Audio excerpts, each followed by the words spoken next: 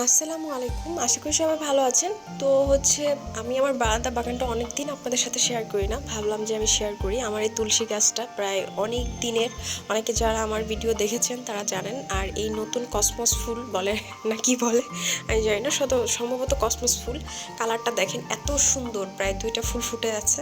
তো এই ফুলটা এত সুন্দর, আর ওই পাশে যে একটা দেখতে পাচ্ছেন বাগান বিলাস, অসাধারণ লাগছে। হয়তো ক্যামেরায় আমি মানে ফুলের ছবিটা ওইভাবে আনতে পারিনি। সারা বারান্দায় এই শুধুমাত্র এই ফুলের যে ব্যাপারটা, সেটাই পুরো জায়গায় ভরেছিল। তো এই বাগানবিলাস ফুলটা আসলে মানে এত সৌন্দর্য বাড়িয়ে দিয়েছে বারান্দা বাগান থেকে। আর সাথে তো নয়নতারা ফুল আছে। আমার এর আগে নয়নতারার অনেকগুলো কালার ছিল, বাট গাছগুলো মরে গেছে সাডেনলি।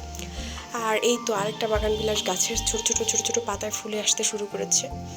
আর পাশে রয়েছে সাদা একটা নয়নতারা, তো এটাও খুব সুন্দর। আর এই পাশে হচ্ছে করলা গাছ হয়েছে, গাছটার অবস্থা ধ্বজভঙ্গ অবস্থা, বাট দেখেন একটা দুটা করে করলা ধরা শুরু করছে। ওই যে করলার অনেকগুলো ফুল আসছে, ওইটাই আমি আপনার ক্যামেরায় মানে জাস্ট দেখানোর চেষ্টা করছিলাম যে করলায় অনেকগুলো ফুল চলে আসছে, করলাও চলে আসছে, বাট পরিপুষ্ট না। বারান্দা বাগানে আসলে অত পরিপুষ্ট পাওয়া যায় না।